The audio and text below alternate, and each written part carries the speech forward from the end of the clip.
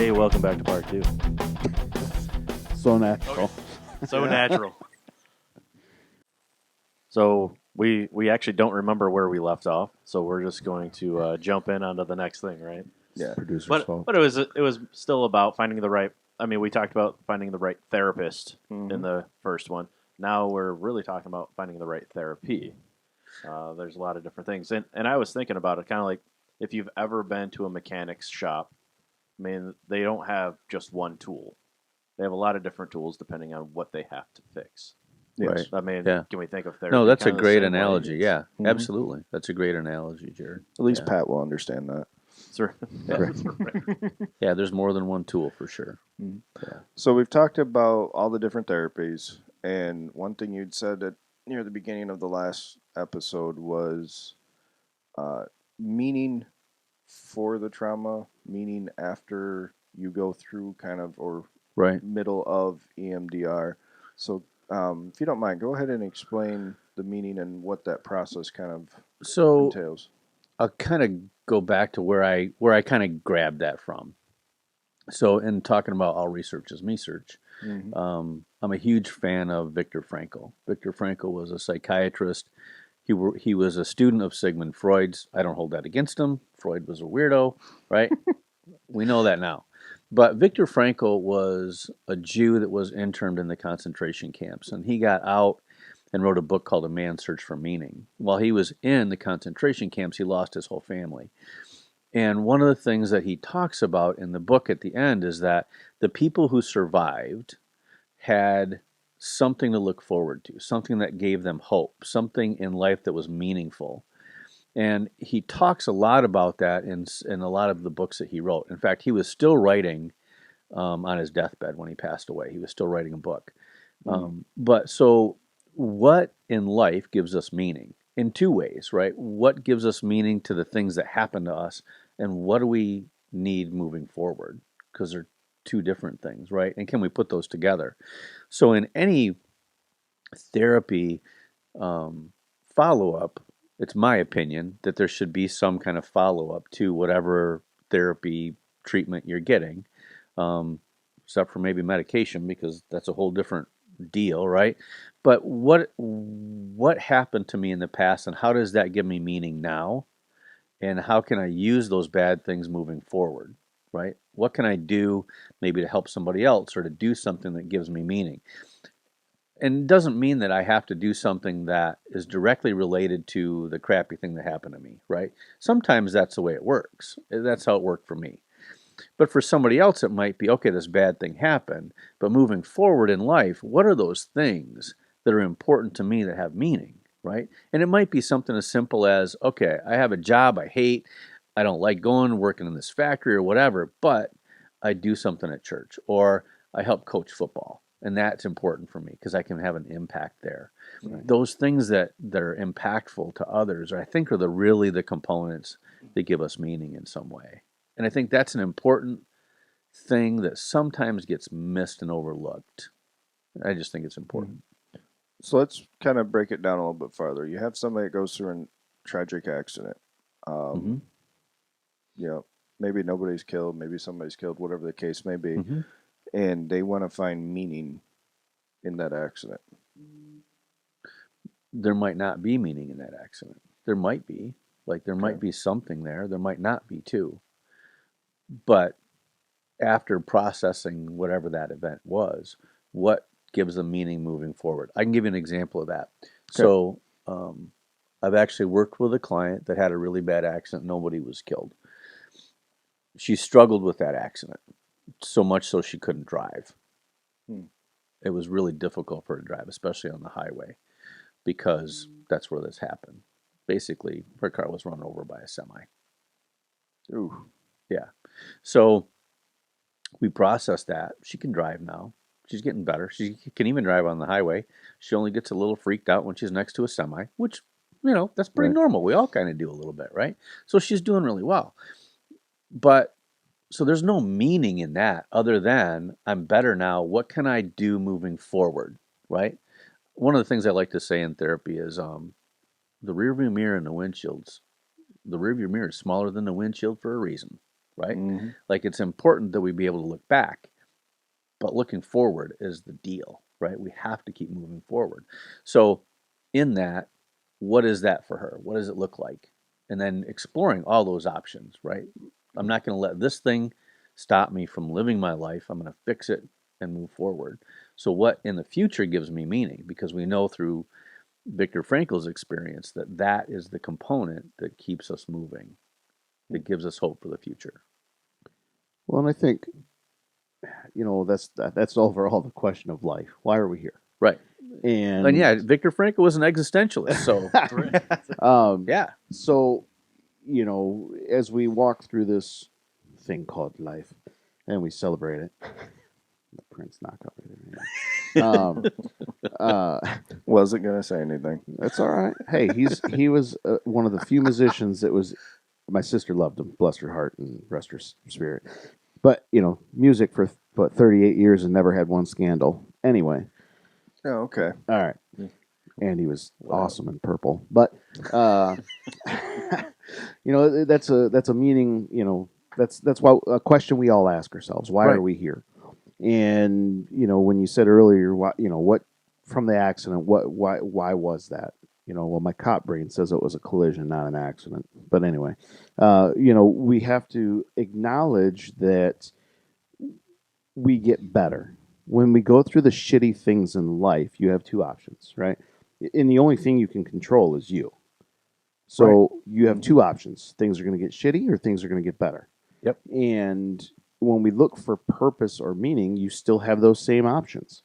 You can say, I don't know why it happened, and why has it got to happen to me, and so on and so forth. Or you can say, hey, I came out of that alive. Now, how can I take this and help others moving forward? That's kind of what we did with our stuff, with our baggage, with this podcast. How can we take our experiences, and even you too, Todd, how can we take our experiences and put it forward? Not saying that everyone's got to start their own show or things like that. Right. Yeah, we don't need that much competition. Right. We're barely treading water here. But and we're in a wading pool. Right. Yeah. But it's that you come across others, whether it be in a factory or your day-to-day life or your church, that you're going to be able to input in their life, your experiences, and what you had went through and endured and how you overcame. And I think that's the thing people overlook is the success and of overcoming. Right. Absolutely. Yeah. So in my last podcast, because before we started the show, I told you guys I got a big listenership in India. Mm-hmm. So I started a series, and I'm doing sheepdogs from countries that listen to me. And so in India, I did some research. Let me look at who the sheepdogs are in India, because I got no clue, right? Sure. I definitely can't pronounce their names, right? Sure. I'm like, and I apologize like 20 times on the podcast. But one of the guys I found was really interesting. He had seen a friend of his pass away at a collision, right? At an accident. Guy just bleeds out. Best friend dies. Mm. So, and I don't know the whole story about India, like how fast the ambulances get there, if they ever do, like any of that. But it looks like it takes them a while. So he decides, next time at an accident, I'm not going to let this happen. So now, this dude has saved 60 people. Wow. He scoops them up, throws them in his car, and drives them to the hospital himself. Wow. Right? That's a big deal. Sure. That's a huge deal. I don't know if we could do that here because of liability. Everybody's always worried about getting sued and all that bullshit, right? But man, that's something, right? Mm-hmm. And it's finding meaning in the crappy things that happen to us, and how can we affect life in a different way and make things better? Right. And sometimes it's really tiny things, like the person I was talking about on the other show that had been in that car accident when he was 16.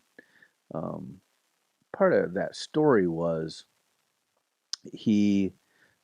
after he had this accident happen, he's sitting on the curb, right? And just like you can imagine, he had a stranger walk up to him. She put her arm around him and said, "It's going to be okay." That simple act probably kept that young man alive. Mm-hmm. That simple act, right? So sometimes it's those small, tiny things that we don't realize have some of the biggest impact. people. Yeah. Man, I can't. You got nothing? Just to go through that process, I'm trying to kind of put my mind in the, what would happen if that at that young of an age and to be brought through this. And really, it's through our traumas that led us to where we're at now. Right. And I'm not saying everybody's got to become a counselor Right. or be a peer support person at the department or whatever. But man, and to your point, John, there's some bigger questions about life that are important. And what gives us purpose and meaning? What is it? Why are we here? Right? What does that look like? And on the other side of that, you don't have to go through a trauma to be a therapist either.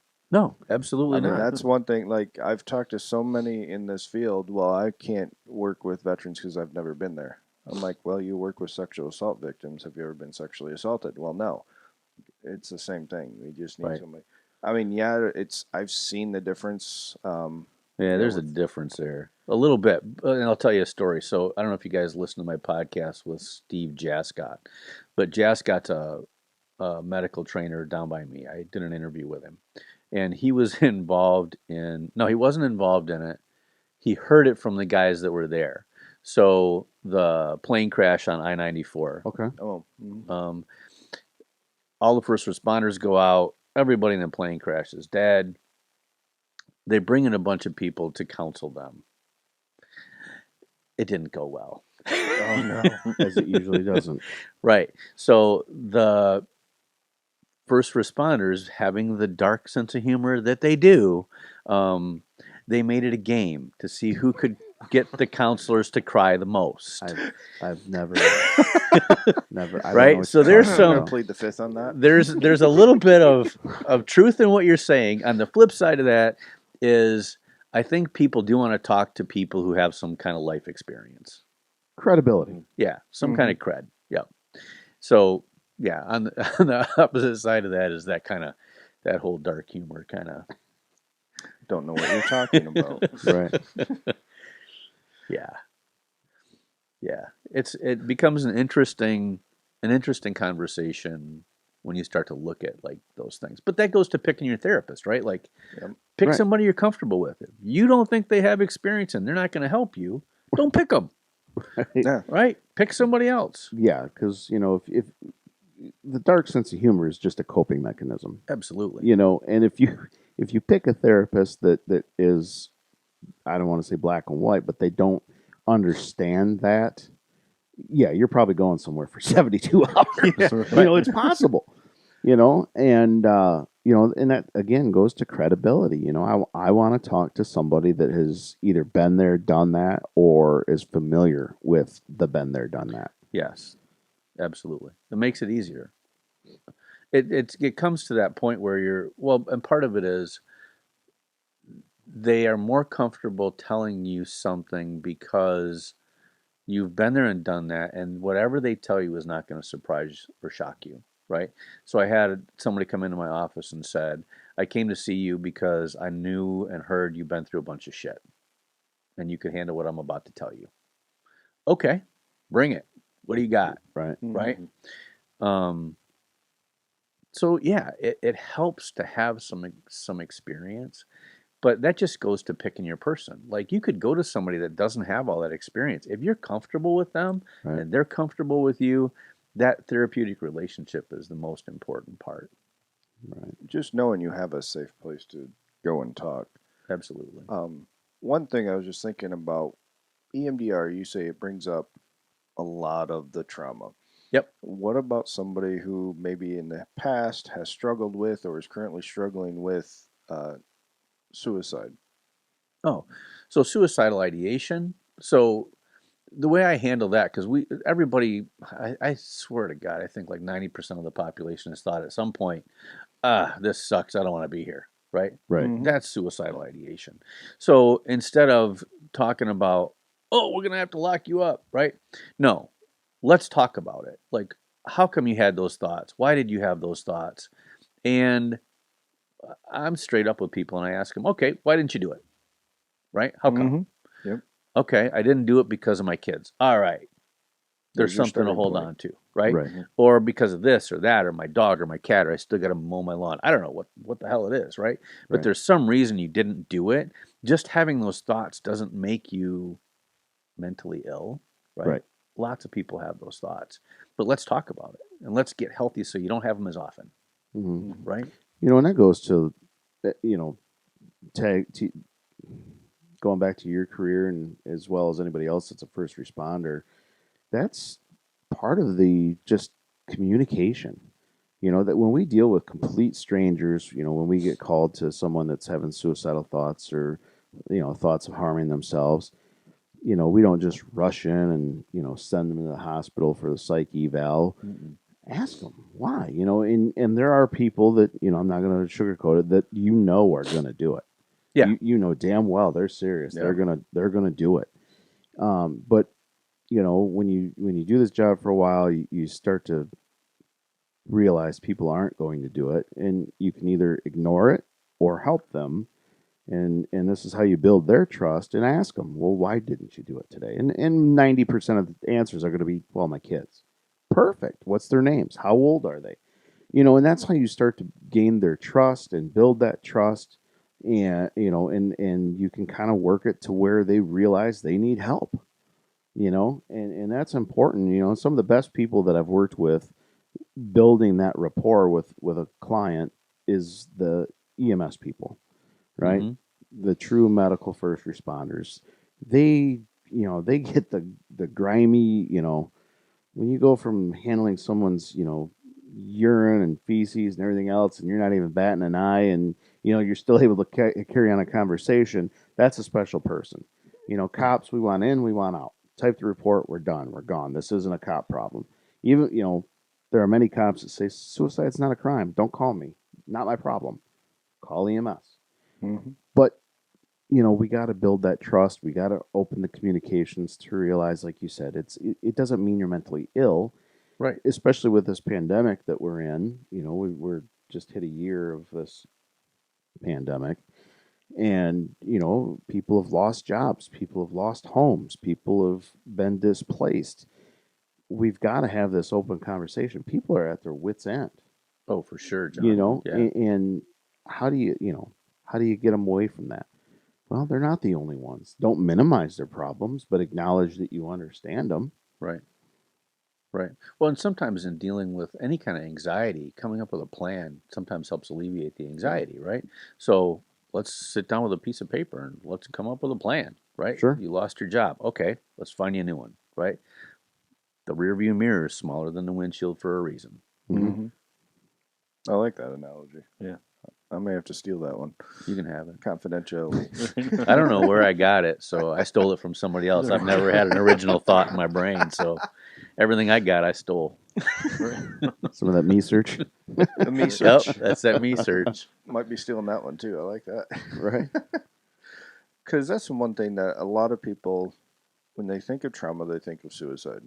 And just because, you want it to stop. Right.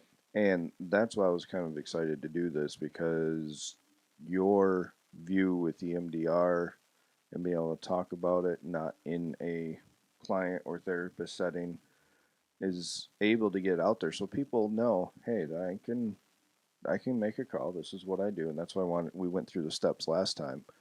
And it's just one of those things where it's okay to have trauma.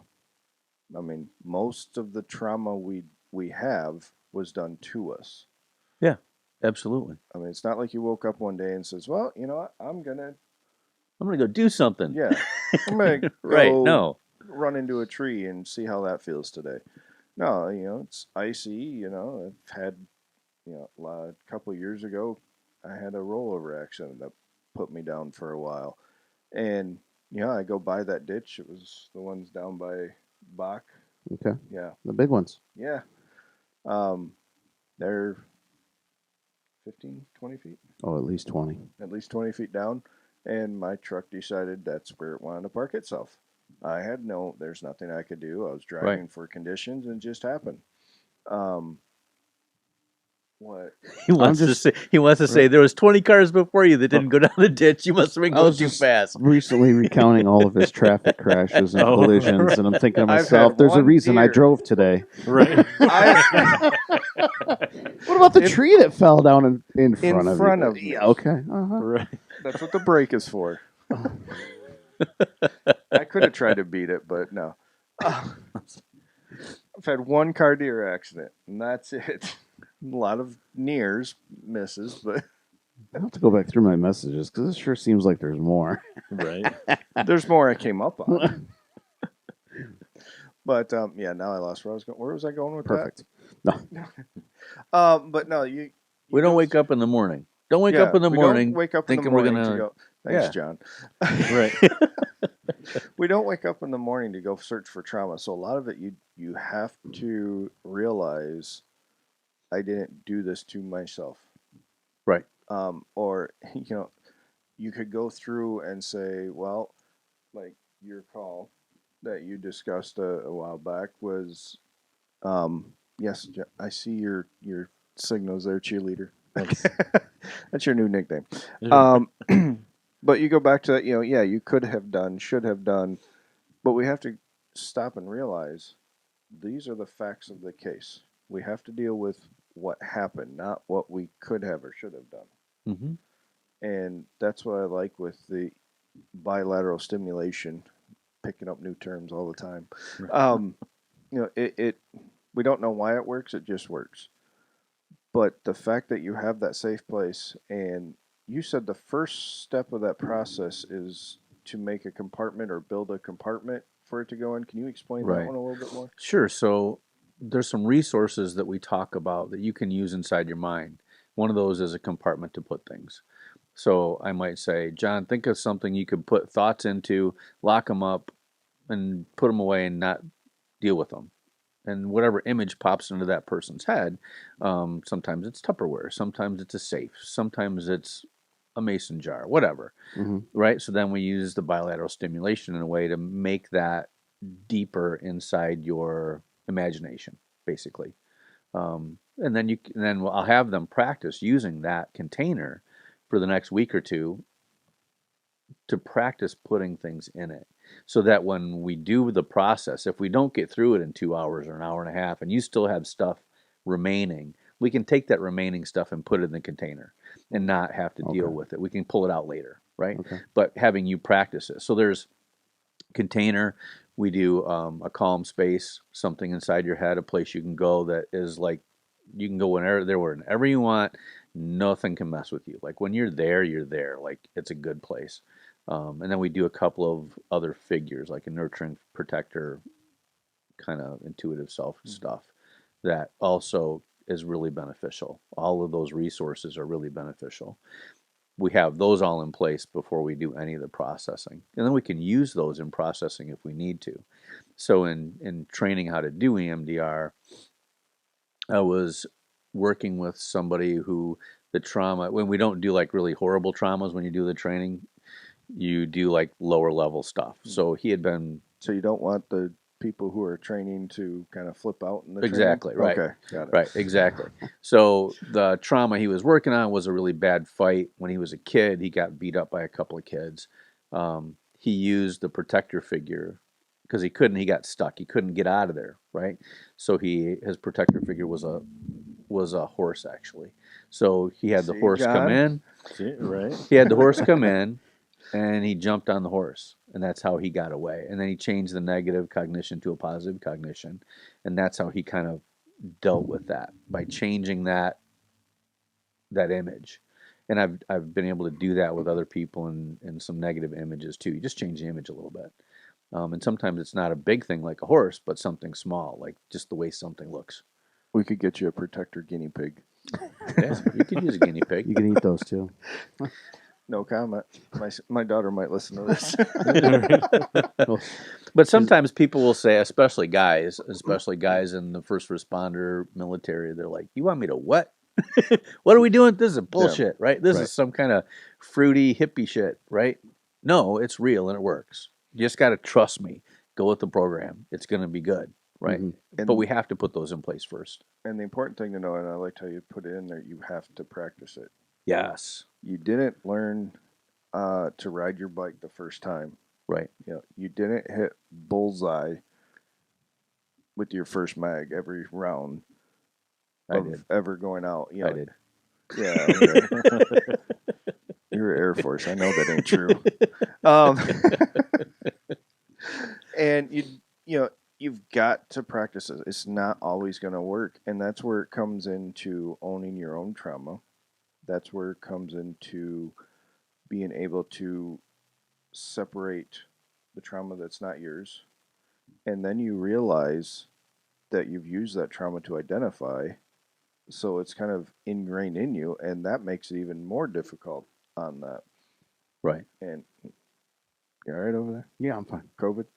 Yeah. Get the Rona. And it's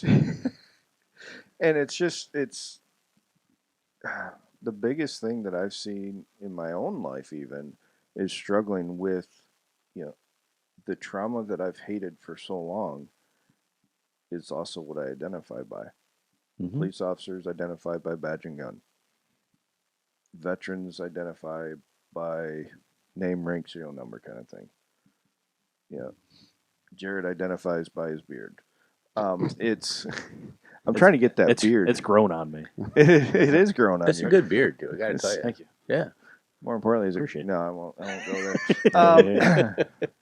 There's a couple beard companies out there here that sponsor podcasts. We may have to reach out to them. Right, there is a veteran-owned one that I will be buying stuff from soon. So maybe I'll be like, hey, by the way, Yeah, there you go. special notes. I have a podcast, but I'm the only one with a beard, and all I do is stare, so you can really see that beard. I would have a beard if I could, Right. but I can't. Yeah, I would have a beard if my wife let me, but it's between the beard or the couch. And I was going to say, it's your face, isn't it? yeah, that's true. You ain't got to look at it. Yeah, but unfortunately, she has to. And yeah, anyways. But you're not going to, the first time you're not going to get it right. Don't get frustrated at that. No, keep after it. I work a lot with some process addictions, right? I tell all of them, never quit quitting, right? Keep working on it. Keep working on it. Keep working on it. Don't quit quitting.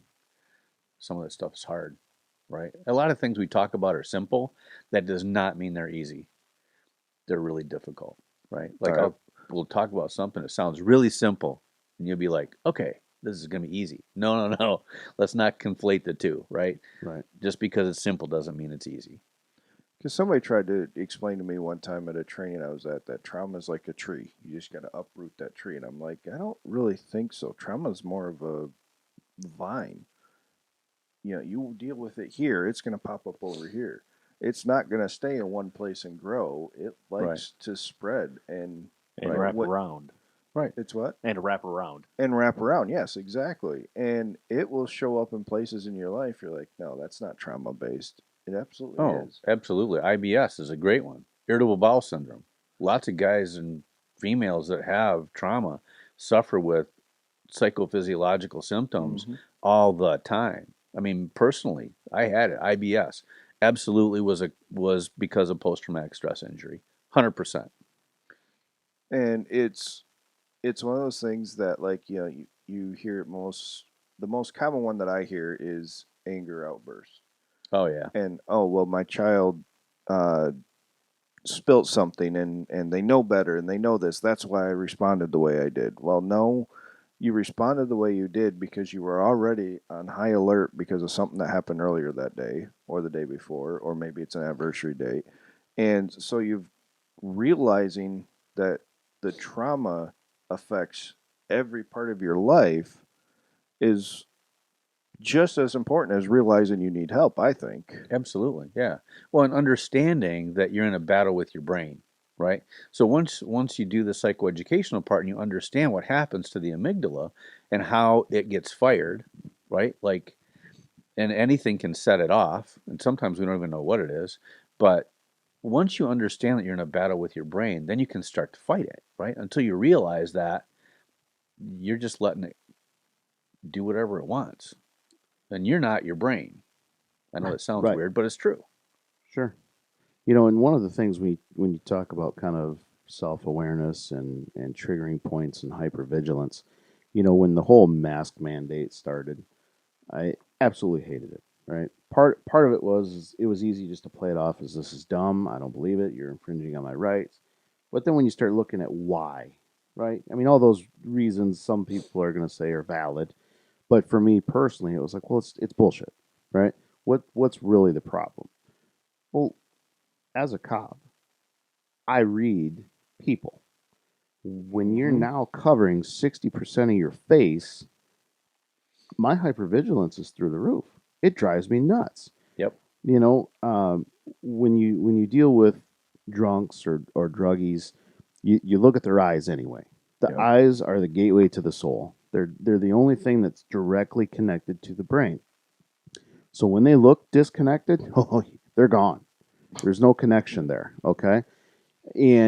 But anybody else, when I can't see their face, you don't know necessarily what their intentions are. You don't see the clenched cheeks anymore. You don't see maybe a friendly smile. All you see now is a potential threat. So as I started to realize that, it was like, okay, all right, now you find yourself in the store. I'm already hypervigilant anyway, normally, Yep. but now I got people coming up behind me with a mask on. That freaks you the hell out. Right. Or in the bank, where it just doesn't Right. even feel freaking natural to have a mask. Right. Right. And these are all things that, earlier what you said in the last show is, you're kind of looking into the psychological effects of these maskings, the masking mandates. And that's something I think a lot of people are overlooking. Number one, it's, yeah, sure, it's hard to breathe in some of them. That's enough for some people to have anxiety. Absolutely. But, for others that have trust issues or anxiety or hypervigilance. There's more to the story, though, John. There's a lot more to the story. So I'm going to give you guys my next podcast, or a couple of them are going to be on this very topic. Okay. You heard it first here. So, Well, it depends on how fast I get these put that's online. Yeah, right. so a psychologist named Troika did some experiments called the still face experiments, which you might be aware I've of, heard of them, Dustin. So what he did was trying to understand, I think they were done in the 80s, trying to understand the growth of kids Okay. when they have a depressive parent or a parent with borderline personality disorder, because we know there's a connection there. So what he would do is he'd put a small child in front of the mom. Mom's playing with baby, right? And baby's goo and gaga and playing. Mom turns around. When she turns back, she never makes an expression. She doesn't do anything, right? Baby freaks out. He just loses it, right? Trying to get her attention, loses it. And eventually starts to do something that changes his behavior, right? So we know, and that could be anything. That could be self-soothing. That could be just losing it. I mean, but we know brain connections are made with that facial recognition with mom, right? So then he does the experiment with dad. Same thing. Grandparents, same thing. So I started thinking about, okay, because I'm watching kids in stores being pushed around in strollers, right? Everybody's got a mask on. Babies in the strollers, like, looking around like they're staring at zombies, like, what the hell? Right. So there's a bigger connection. Now, Stephen Porges wrote a book called The Polyvagal Theory.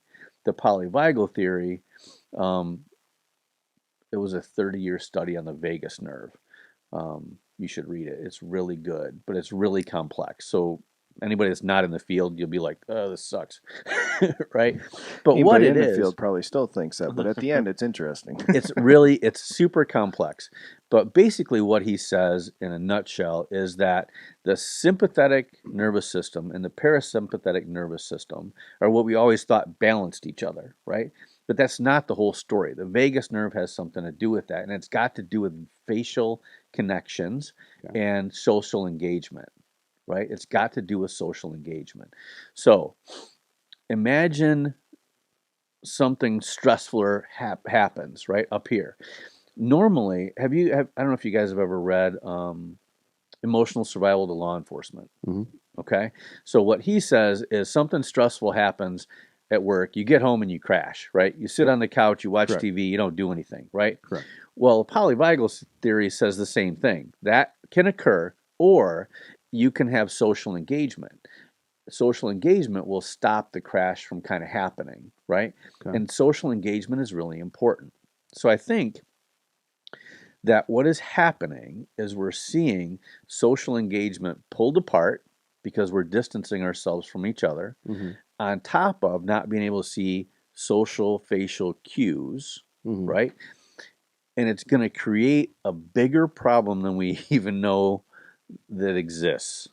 Like I can see in 5 or 10 years a big issue with kids, specifically younger ones, not being able to understand or regulate emotion because of this whole mask crap that's going on. Now, parents that engage with their kids are going to have better, better understanding, Sure. and the kids are going to be better brain synapses wise than those without. But, and think about it this way, Dustin, too, when you're in combat, right, or something stressful is going on, Mm-hmm. after that occurs, what do? You get together with your guys. There's Right. social engagement and connection, and that connection is really tight. And I think that's because of the vagus nerve, because that we need that. Our bodies are wired for that. So this whole mask thing and this whole mess is going to create a problem that we don't even know what's Don't even coming. understand. The unintended consequences of this are going to be huge. The ramifications are going to be And huge. I agree with that wholeheartedly, and it's something that I've thought about because, you talk about the kids not recognizing their parents. My son is notorious for this. I can be just sitting there and just blank faced. Dad, what's wrong? Yeah, that's a great example of Nothing. Why? Well, you just look like you're upset. No.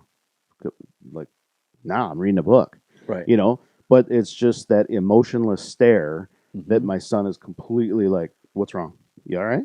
And it's normally me asking him, like, you good? And Right. it's, he's a teenager, Mhm. and so I think I absolutely agree that there's kids that, we're kind of in the zombie apocalypse. Yeah. We think of dead people walking around, like, The Walking Dead, but, no, we're faceless beings walking around, showing no emotion. Right. It's kind of like the Twilight Zone. Yeah. I mean, you it know, is. and these kids are going to have to learn how to, it's almost like taking a step back for the human race, if you will, Right. of how we made that connection of reading people. Yeah. Well, and I'm on one hand, I'm really hopeful that the brain can make the synapses connections later on. Mm-hmm. On the other hand, I'm scared to death that it won't. Right? Sure. That there are some kids that are going to struggle with that. I mean, I see it in some teenagers that I counsel, right? Like they're just super horrible, stay in the house, not go out. I'm never going to leave. I'm scared to death. I'm depressed. I'm anxious, all this stuff. About the second time they're finally hanging out with their friends, they're like, no, I'm good. Right? Like, okay, there's a connection there that's really important. That's kind of been happening before this happened as well. As the screen usage goes up and the ease of the internet, and you can tell the former social engagements, even for teenagers, have gone down. Bowling alleys, Yep. were having a difficult time before this. Movie theaters, believe it or not, are actually having a difficult time before this. The illegal beer sales for teenagers going out to bonfires has been suffering before this. Right. I mean, Yeah. It says suffering. Right. He's lobbyists now. Right. for illegal beer sales for teenagers. Yeah. That's You my lobby. You would have been great in the 1920s. Right. Matt is going to love you. We just lost some viewers. Yeah, but we may have gained some others. Addition by subtraction, right? Right. Yeah. But no, I mean that's I know that there's already been studies about screen usage and the way that people are socializing differently now, Mhm. pre-COVID, and now it's going to be expanded. Yeah. It's in my humble opinion, it's not a good thing. People need to be with people. It's the way we're wired. We're herd mentality. Yeah. It's the way we're wired. Even the people that are true introverts are like, yeah, I'm an introvert, but I need to be with some people. Right. They get it. Mhm. Yeah, I don't want to be with people. I just want to be with my people. Right, right. That's true. Yeah, Yeah. true You know? story. I have a very small herd. Right. Yeah, outside of my family and 5 kids. Yeah. He You have has 5 a kids, small John? herd. Yeah, I'm kind of slow to learn. I wouldn't trade nothing though. They would trade him, but They might. Right. They might. I was trying to find the episode you had it on, but the reason why I got into your podcast originally was compassion fatigue. Oh yeah. I was doing and that's one thing that, here we're near the end, and I just bring up one thing I wanted to talk about because I forgot. Brain injuries, right, John?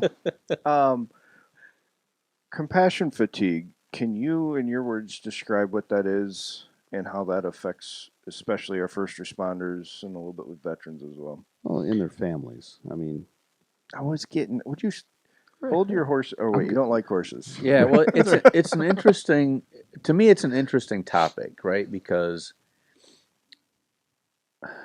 what I don't know is if I don't think there's a thing as compassion fatigue. I think there's a thing as overuse of cortisol in our brains, right? Like I think Okay. the cortisol level in our brains rises to a point where it becomes a chemical problem more than a compassion problem, if that makes sense. Mm-hmm. okay. Like, so for me, that's the kind of the gig.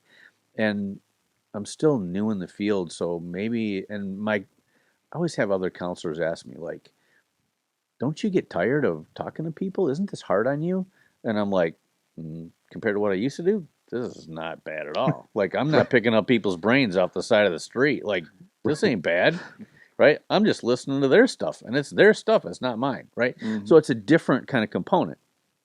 But I think that elevated cortisol level in first responders is the real issue, right? How do we get rid of it?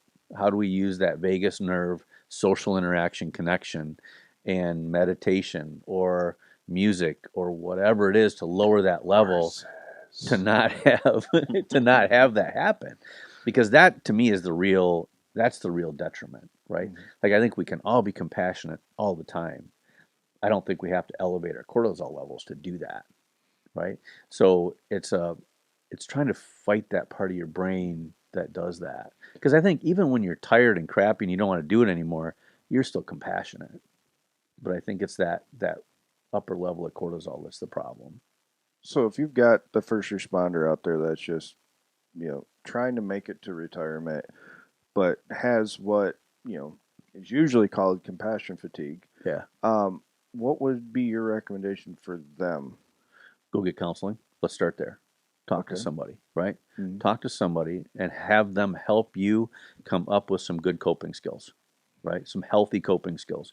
So the crappy ones we already know, right? All right. There's like 3, right? John, the guy that drinks all the time, the Right. guy that sleeps around on his wife, and the guy that works out, Yes. right? Right. 24/7 works out. Like those are the main 3 that Right. we see, right? So find a good coping skill that works. Mm-hmm. Talk to somebody. Definitely go talk to somebody. Like even if it's just a matter of, man, this one thing happened 20 years ago and this is the only thing I'm struggling with, go talk to somebody. It's what's frustrating for me is knowing there's people out there like that, and I know some personally that Sure. will not go get help that need to. And man, just go do it. You're going to be nothing but better for it. Better for you, better for your kids, better for your wife, Mm-hmm. better overall, right? I mean, you've tried the substance use, you tried the sleeping around, Right. you've tried Right. the working out. None of it's working. So let's try something that might be beneficial. Right. And and the same thing applies that we talked in earlier in the last episode is find somebody that if the first one doesn't work, don't give up. Exactly. Yeah, Yeah, that's that's the thing we important. see. And that's important to know. I think that's important for everybody to know. Like you might not connect with the person the first time or second time or third time, or keep looking.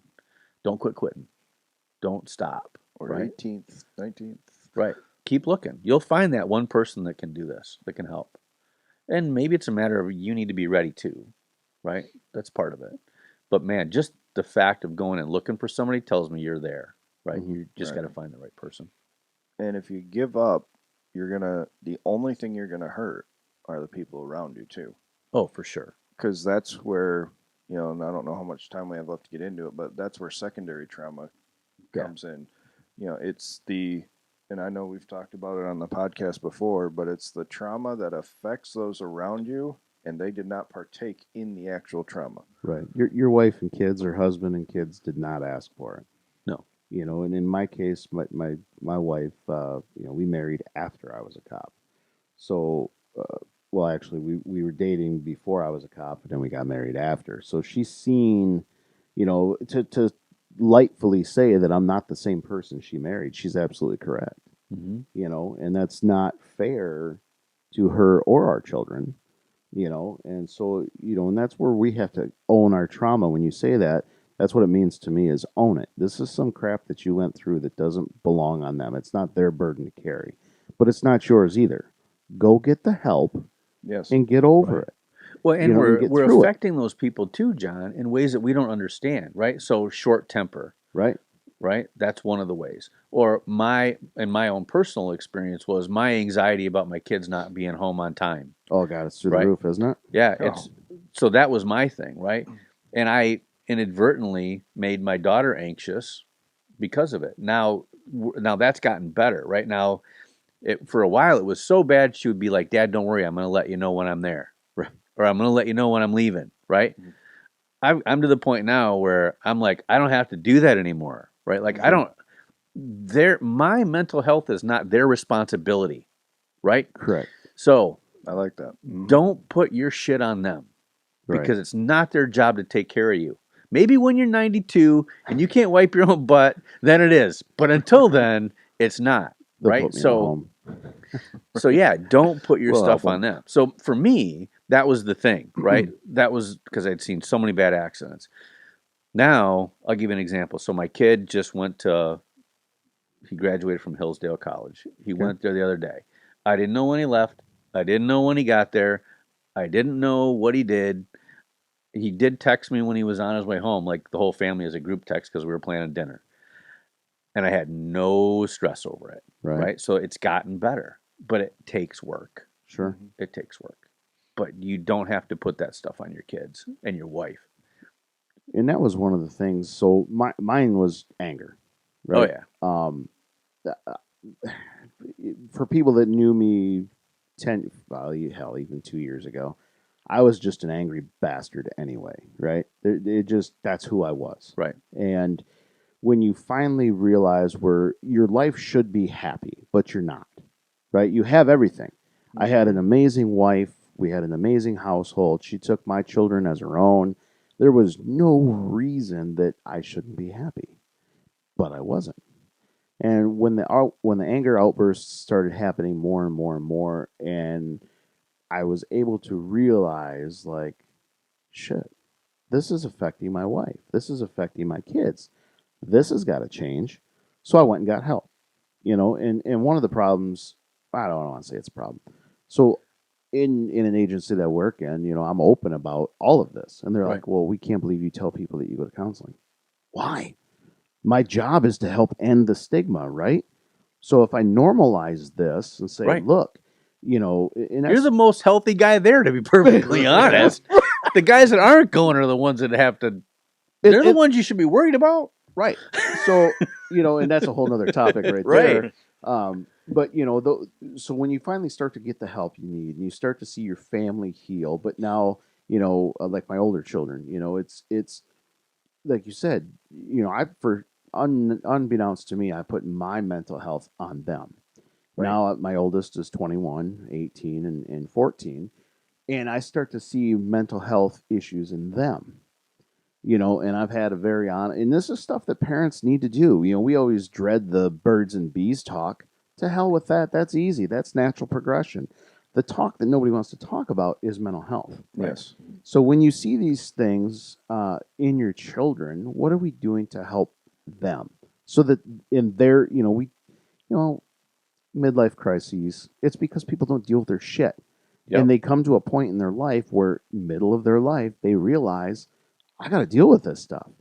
And we should be having these talks with our children like anything else. Help Absolutely. prepare them. Yep. You know, when you're teaching your kids how to balance a checkbook, yes, people still use checkbooks.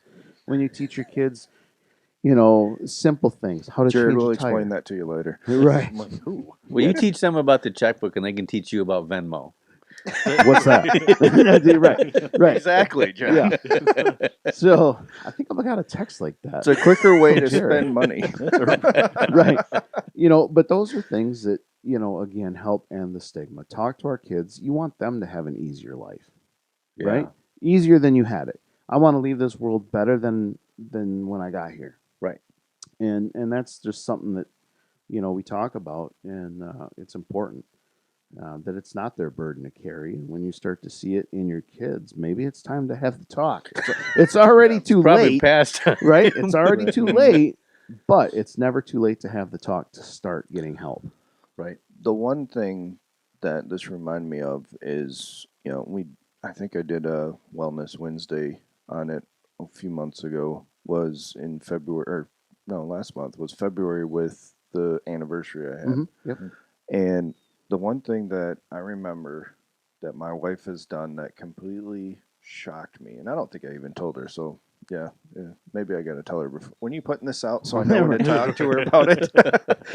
But she tells the kids that I'm going to throw this mic at you, Jerrod. I'm about to go get a wider microphone. I keep getting these. Oh, a little bit more. But she tells the kids on February 8th, this is the day that Dad had some friends pass away, and she told, you know, and part of it, you know, I don't want to say I feel ashamed of it, but I'm like, that should have been my conversation. I'm not mad at her, but I never thought to have that conversation. She did. Yeah.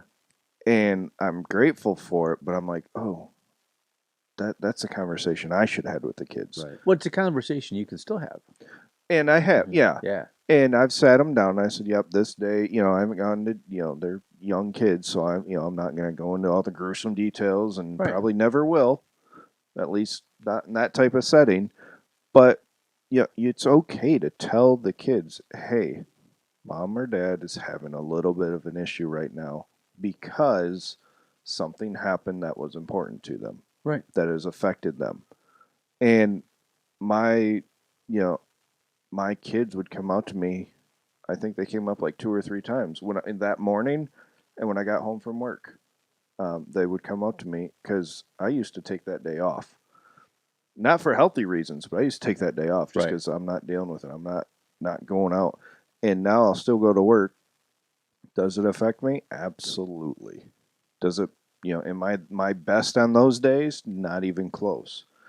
But I'm progressing where I'm back at work on those days now. Yeah. And that's it. Not letting it impact you the way it did. That's the goal. Not let it impact you the way it did. And you'll still have times, even when you've dealt with this shit, you'll still have times where, man, something will strike you, right? Like just this last Christmas. So my first 2 weeks on the job in Canton, house fire, I think 6 people died in it. A bunch of kids died in it. So this last Christmas, and I think I was an FTO at the time. Me and another guy pulled the mother out of the front yard because she was about to run back in the house. It was just bad. Right. All bad. So this Christmas, I don't know why or what happened, but it struck me, right? So I'm like, tell my wife, I don't know why, but for some reason, this house fire is on my mind. I'm struggling with it, right? And she's like, okay, thanks for telling me. So you can do those things, and it's important to have those conversations. You know, and that's, you know, it's if we can just be honest. Right. You know, people, I don't know why. So we always think of the beavers, right? Leave it to Beaver. Leave it to Beaver. You know, the cleavers. Don't go there. I know where you're thinking. Right. Leave it to Easy, fellas. Jerrod, you can look it up on the old school TV stuff. But Leave It to Beaver is, you know, we had that perfect family in mind. Oh, yeah. You know, and that was so far from the truth. You know, not that we need something as dysfunctional as Roseanne, but it was, you know, Roseanne was more relatable than the Cleavers were. Right. Yeah. Yep. And those are the talks. See, people think that they're messed up because we never prepared them properly to face life. you're going to have these things come up. Right. You know, I remember the first time I found out my grandfather was an alcoholic. He had already been gone, you know, passed away 20 plus years. Right. And my mom had told me, you know, that my grandmother was scared to death of my grandfather. And I was like, how? You know, I'd spend the summers with him, and it was great. You know, we'd ride our bikes to his brother's house, and, you know, they'd play cards, pinochle, and all this stuff. And I just never saw it. But he was a closet drunk. I always remembered him getting a piece of who the hell keeps spearmint gum in their trunk? Right? Like that was It's usually a good indicator. right. At 4 or 5 years old, I thought gum naturally went in the trunk. I couldn't figure out why mom had it in her purse. You know, like, well, grandpa keeps this in the trunk. I had no idea. He was a World War II vet, you know, and the family had went into construction building bomb shelters during the Cuban Missile Crisis and all that. I'd never once thought that he was an alcoholic, you know, and that was the perception. You didn't let anybody know. Right. You don't talk about those things. You know, but then Right. when, you know, my mom got remarried, she married an alcoholic. You know, and so you just felt that was your new normal, like we said earlier. Right. You know, and no one had prepared us, me and my sisters, in life of or what life was going to give you. You know, our fucked up normal was normal. Right. It wasn't fucked up to anybody else, or it was fucked up to everybody else, just not us. Right. You know, and so I think that, you know, again, we have an obligation to our families and loved ones to, you know, maybe we're not messed up, but you know what? We're having a rough time. Yeah. Life's not easy. And not just, I would even include, John, not just our families and loved ones, but society in general. Oh, absolutely. So one of the other things I was trying to Viktor keep it close. Frankl says is, in finding meaning, and I've said this to several people over the last year, is maybe it's not what you want out of life, right, but maybe what life wants out of you. Sure. And that's a different perspective. That's a different way to look at it. And I like that, you know, we never mentioned this at all, but I like that you call it post-traumatic injury. It's an injury. It is an injury, and I like how it is put that way because if you've, you know, I've talked about that car accident. You know, I could tell the guy was injured when I rolled up on the scene. He was moaning. His leg was not facing that way when he got up that morning. You know, if we have it's not like, oh, just walk that off, you're okay. Right. If we There's have no walking that off. Right. There's no walking, actually. hobble that off. You know, if there's a physical injury, it's easy to say, oh, I see that's broken. Let's help you fix it. But when it comes to the hidden wounds of war, or the hidden wounds that we have, that's where people just, oh, you're fine. Just, Right. you know, tell it to somebody who comes to you and they got a broken arm. You know, the next call for service you get, John, just tell them, hey, you're fine. Don't worry about it. It'll take care of itself. I haven't been rode up in a while. Maybe I'll try that. Just walk it off. Just walk it off. And you know, and that's the thing that gets me more and more that I get into this field and, you know, start healing myself as well, is it's an injury that needs to be dealt with just like a broken arm, just like a broken bone. Yeah, you've got to take the time to heal it, or all it's going to do is going to get worse. Think about therapy as PT. Like, if you blew your knee out, you'd be going to PT. Right. And every Absolutely. copper and firefighter or whoever would be like, yeah, I'm going to PT. Yeah. And nobody gives a shit. Right. Right? Like, Yeah. good. Hope you get better. Right. Why is this any different? It's the same thing. It's PT for your brain. That's You know, all. and I would say that to even if there's any leaders or leadership listening to our podcast, I hope there is. You know, if you have an officer or a fireman or a medic that comes to you and says, I'm struggling, I'm getting help for it. So if you've seen my work kind of drop off, I'm getting it fixed. Don't blacklist them, for Christ's sakes. They're, like you said, that's the one healthy person you got. Right. They know there's a problem and they're getting help to fix it. Yep. I would be more concerned about the guy that says, no, that stuff don't bother me. Right. You're full of shit. Right. We've all got at least one call that will go with us to our grave, Mm-hmm. you know? And so, you know, I that's part of ending the stigma is I want that to be normalized of, not that everyone has to go to therapy, Right. but if you need it, don't be ashamed to take it. Right. Go. Right. So If you can say that I can keep work at work and home at home, if that's your motto, you're the first one that needs to look at his life and look Right. around who's around you when you're not at work.